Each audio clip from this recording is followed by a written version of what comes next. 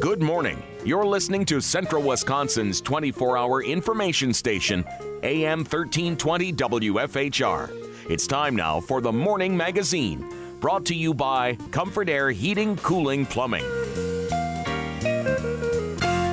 Thanks a lot for joining us, everybody. You have James J. Malouf filling in for Carl Hilke, and we have a great show lined up for you today. First up, I want to let everybody know that we are joined today in our studio with our friend Jesse of Wisconsin Rapids Community Media. You can view this show locally on Solaris HG Channel 3 and Charter Channel 985. And in studio with me today is Joe Terry, Director of Wisconsin Rapids Public Works. Joe, thanks for joining me. Good morning. Great to be here. It's great to have you on the air with us. I appreciate the time. You got a lot of great information here to talk about, and I know that your time is really stretched. So thanks a lot for spending some of it with us. We appreciate it. You bet. So we'll just jump right into things here. I know that we have the refuse collection that we wanted to talk about. Yeah. So I wanted to go over a couple of topics today. Our refuse program. Touch briefly on our pool and aquatics and park project. A little update on our construction projects, and if we have time, a little debrief on our last flooding event. Excellent. Our refuse program for those folks living in the city of Wisconsin Rapids, we're going to be changing to an automated cart collection program here in the near future. Mm-hmm. They're used to the recycling program right now, so it's going to be very similar as far as how the carts are placed, and how that goes. But rolling out the program itself, there's going to be some changes. Okay. And we will be notifying everybody in writing. They'll get a letter sent to their homes describing some of those changes. But the biggest one is going to be the collection schedule. So the routes are all going to change. We're going to a 4-day collection instead of 5-day collection. So folks that get those letters, make sure you read them, because it's going to be really important so that you don't miss your refuse collection pickup. There are certain things in life you do not want to miss. That is one of them. Yes, you don't want a pile up of that by any means. Yeah, and it's great that you guys are going to be able to get that information to people, and I think that most people understand this is something that is the best for all of us, our community, our future, and also not an easy thing to just kind of just put together. It takes time, and different things come up. It does, and it seems simple, but it's there are a lot of activities going on behind the scenes for us to get prepared. We had planned on rolling this out on June 6th, having the carts out here in late May and rolling out early June. We've had some delays in the production of our trucks, and so those are still in production, and so the time frame for that's looking like it's going to be pushed back about a month. Okay. But again, we'll be getting that information out to the public. So for the time being, folks, for the most part, can keep putting their stuff out as they have been. The one thing we have changed is that, like most municipalities, we are now not collecting from commercial businesses, and we are not collecting from the commercial / multifamily, the mobile home parks and the larger, the larger multifamilies. That's a change, and those folks have experienced that. We've had a number of calls, with concerns from folks addressing that.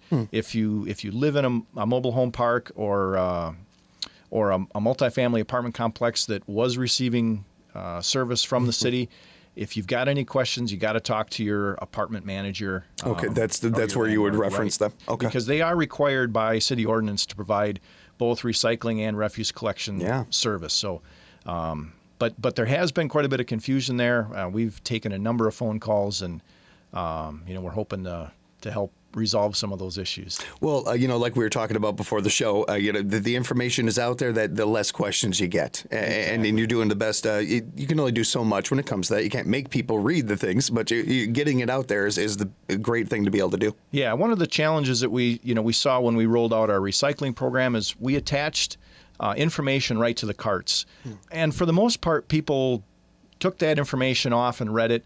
But a lot of the carts, we noticed, we were having some problems in some areas in town, and though that information was still zip tied to the cart. And so we're hoping that as we proceed forward and prepare the letters and get those out, more people hopefully get a chance to read it, so that the service expectations both on the city side and for the residents is clear. We're also going to be updating our website, to show how things need to be placed, how the carts need to be set, and all that. And again, it's not really anything new, but for some people it is. So sure, we just want to make sure everybody's prepared. And what is the email, the website address again? You can look up our just about anything for the city on www.wirapids.org. Under departments you can go down to Public Works and find information, relating to our refuse and recycling program, our compost program, yard waste, those types of things. But there's also a search tool on the homepage. If you just type in what you're kind of looking for, whether it's permits, police department information, any of that, it's pretty readily available on the site. And, I've used the site. It's a really good site. Yeah, and it's maintained by staff, and by no means are we perfect. And so, if you're on the website and you see something that doesn't look right, or you miss maybe looking for something and you can't find it, get a hold of us, because that a lot of times that's how we know that we need to do some updates. Same thing here, with our site or any of our programming or anything like that. We have listeners that are, I call, kind of a badge journalists a little bit there, because they are able to help us know how things sound better than we can sometimes. So I hear you. Yeah. So moving along here, we've got the pool and recreation project going on. Yeah, that's really exciting. That's been a project that the city has been working on some way, shape, or form, discussing really over the last 20 years. Several years ago, when the Mead Pool closed, that was the last public pool in the area, and and it had met the end of its life, and as it was, we just couldn't license it anymore. Understandable. I swam in that pool a bunch. Great pool, great time and everything, but I could understand why it had to, it ran its course. Yeah, and so the city's been working hard, working with our consulting engineer over the last 3 years, developing this new facility. And the challenge that we've had over the last year is funding it. That's still a challenge, but the city did commit to groundbreaking on the project. The contracts were let, and we're really excited. Myron Construction is the low bid contractor that's been awarded the project.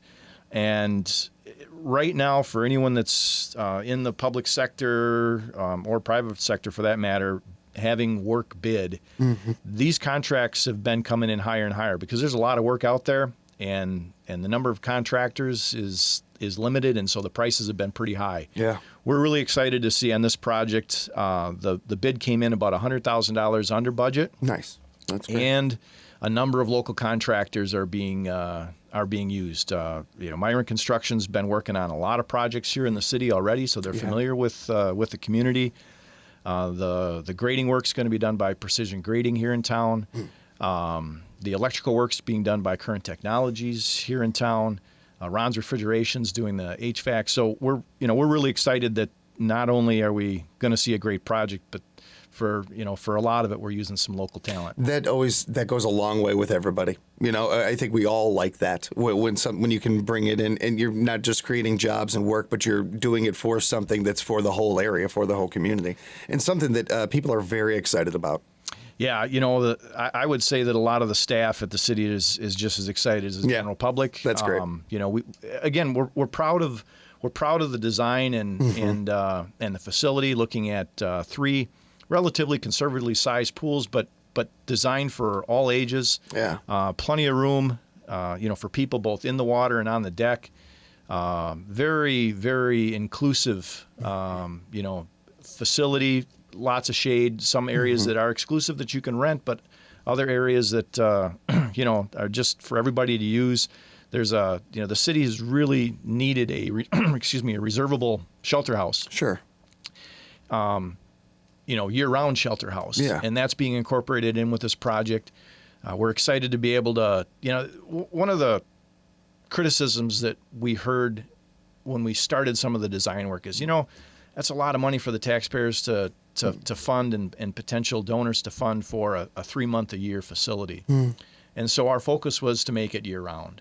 And so that reservable shelter house, The entry area is also working as the warming house for the skating pond in the wintertime. Yeah. So it's going to be a year-round facility. And then we've incorporated some other park features outside the fence to really make it a destination, for our residents and for folks in the neighboring communities to enjoy as well. It's great that you guys took that initiative, that you took what people were saying. And, oftentimes, like I do growing up, you see sometimes with government where it's the public and the government banging heads or something. And more and more, the more I hear and the more that I've been around it, you see this connection there, that you're listening. You're not just, shaking your head, yes, yes, sir, yes, yes, whatever, in one ear out the other. You guys are clearly listening. You're making these kind of adjustments to what people are bringing up to you, and that's great. Yeah, and for the success of the project, we want that community buy-in so that we all have some skin in the game in the project. Mm-hmm. I'm excited to announce, and there will be a formal press release coming out very soon, but we are looking at a groundbreaking next Tuesday, May 21st at 12:30 p.m. at Witter Field. Excellent. And, looking for some, exciting start to the project there. Yeah, definitely. I can hear it in your voice. That you guys are all, you're the same as we are about this, I mean, and I think it's kind of it hits to a good point, because I think sometimes people get a little sidetracked or get a little focused on other issues, but you guys live in this community too. You're just the same as us. You're just, different there or anything like that. So it's just as important to you to have these projects not only benefit the community and create jobs in the community and all that, but that you guys enjoy it, just as citizens, as people. Yes. And we're excited too, because the timing of this project should allow us to have a grand opening for next summer's outdoor season. And I'm going to put a plug in too. We are still looking for some significant donations. We're still, in the search for about $3 million of gap. The Common Council's been very vocal that they want staff and to continue to solicit, because it is a project. It is a public-private partnership, and we've asked a lot from the taxpayers, and so we're working hard to facilitate the rest of the funds. We've received $3 million in substantial grants so far, another couple $100,000, I believe, in small amounts, and we've had some great conversations with some other businesses that recognize the importance of having great quality of life features in order to attract talent for their businesses to operate. Yeah, that's a good point. Yeah, it's true. And keeping moving here, the Public Works construction project update. So we've got a lot of projects underway, and we've had quite a few questions about them. One of the questions post the flooding event that we had was that there was a lot of damage to the East Riverbank project that was largely completed last year. It wasn't completely done.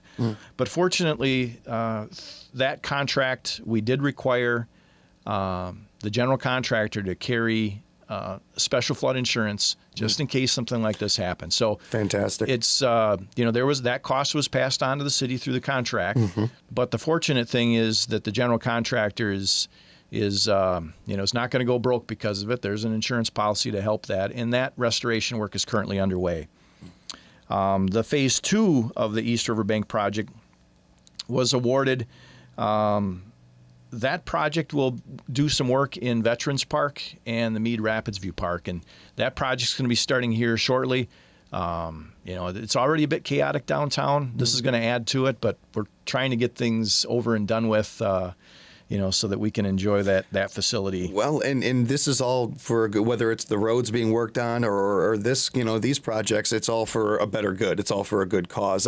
Having a little patience and perspective goes a long way when it comes to this stuff, especially this time of year. It does, and we're excited about the project.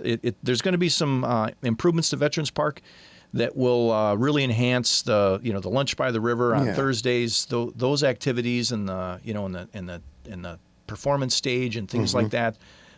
It's really going to make it much better, and improve an already great program. And in the years to come and everything, won't even be thinking about the time that it took for it to get built or anything. You'd just be enjoying the events itself in the place. Right.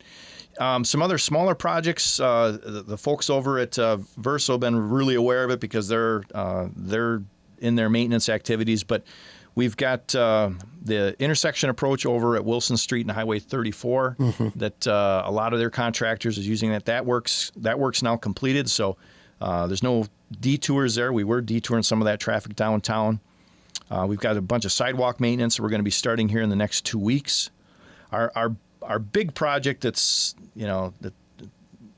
very obvious to folks is our East Grand Avenue from 3rd to 8th. Our city crews have completed the sewer and water installation between 3rd and Lincoln already. We're a little ahead of schedule there. We are now working on 2nd Street at East Grand. That work's going to take a few weeks, and then we'll be jumping up with our crews up to 7th Street from Oak to East Grand. And during that time, the general contractor will be working on that as well. That project is funded in part by the state of Wisconsin, and so 80% of those costs for the street surfacing and storm sewer are being covered through that program. So that certainly helps us. But that's a big project. We also have some sidewalk that's going to be constructed where there isn't any currently on 12th Street. Oh, okay.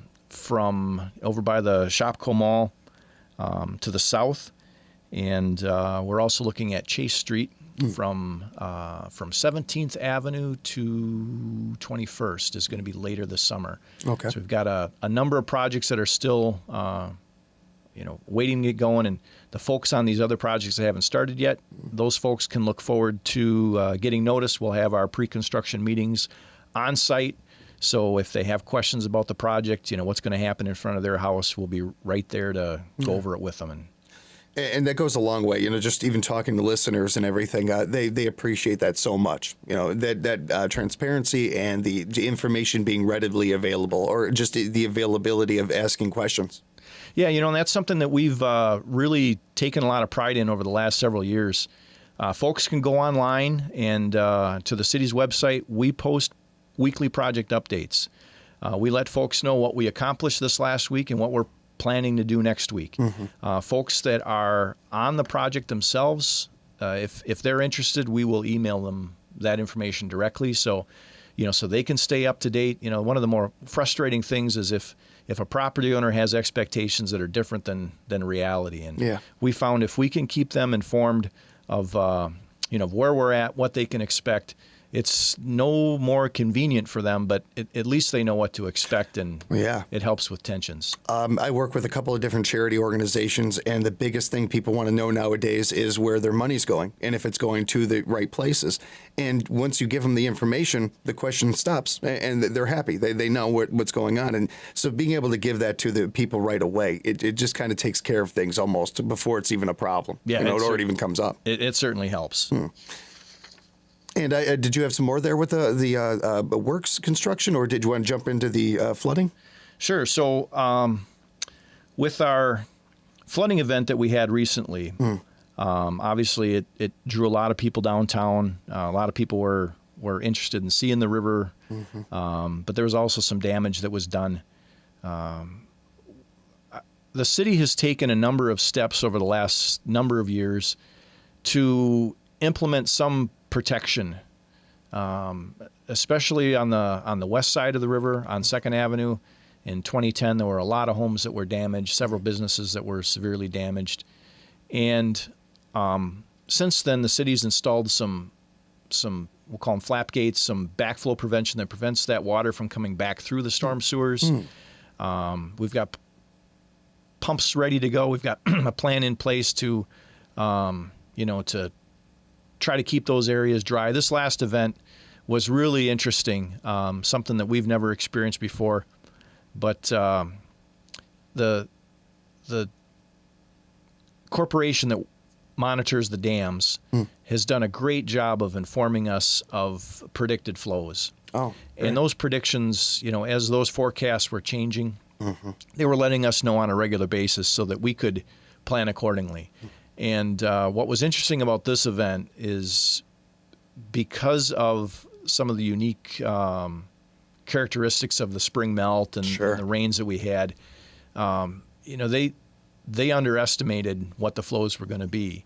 And as soon as they knew, they let us know. But we were scrambling to sandbag and do a bunch of work to prevent some damage. And, we were successful at a lot of it, but we have met as department heads to review those activities and, and see where we can improve. And, if and when it happens again, can we do better? And we think we can. We think with improved communication and additional emergency response plans, written plans in place that, we can do even better than what we did. There is nothing more unpredictable than weather.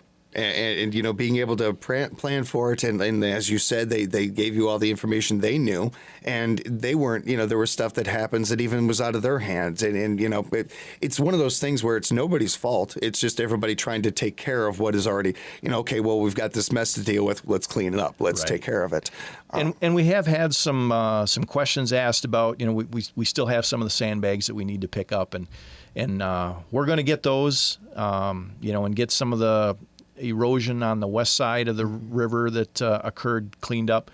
We are limited with the amount of staff that we have, and everybody's hands on deck. As any homeowner knows, there's a lot of work to do in the yard in the spring, and the same goes with our street department. We've got parks to prep and get open. Our zoo's going to be opening here real soon, so we're getting that prepped. All of our street work and and just trying to get those winter potholes taken care of. So if folks can be patient with us, we'll get that work done as well. Yeah, and that's a big thing to keep in mind, patience, because it isn't as if any of these things that we have touched on today are the one thing that you're dealing. You've got all this going on, and it's not just this. There's plenty of other things going on, and a lot of things that need attention. So with a little patience goes a long way with this. And with just the last minute here, so we have here, Joe, I hate to end on a tough question, but as long as we're talking about flooding and everything, how is the ark coming? Are we going to build an ark? Are we getting to that point? Because we haven't gotten to that point yet, right? I don't have that one in the capital improvement plan Great yet. To hear. But Good to hear. That's actually a positive. That's a good thing. That we're not planning for something like that. That's good. That's good to hear. And I really do appreciate the time. I know how busy you guys are and everything. So thanks a lot for coming in and all the great information. I know I learned a lot today, and I'm pretty well informed, and I learned a lot of stuff already, so I can't imagine how much our listeners did. All right. Thanks a lot, Joe. You're very welcome. And again, that was Joe Terrian with us, Director of Public Works. We'll be talking with him again soon, and please appreciate all the information from him.